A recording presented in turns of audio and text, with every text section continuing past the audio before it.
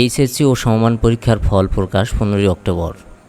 দৈনিক শিক্ষা .com-এর এক প্রতিবেদনে আজ জানানো হয়েছে 15 অক্টোবর উচ্চ মাধ্যমিক ও সমমান পরীক্ষার ফল প্রকাশ করা হবে। ওই দিন সকাল 11টার দিকে শিক্ষার্থীরা ফল জানতে পারবেন। এবার কোনো কেন্দ্রীয় অনুষ্ঠান হবে না, নিজ নিজ বোর্ড অফিস থেকে ফল প্রকাশ করা হবে। সোমবার আন্তঃশিক্ষা সমন্বয় কমিটির চেয়ারম্যান অধ্যাপক তপন কুমার সরকার দৈনিক শিক্ষা .com-কে এই তথ্য জানিয়েছেন।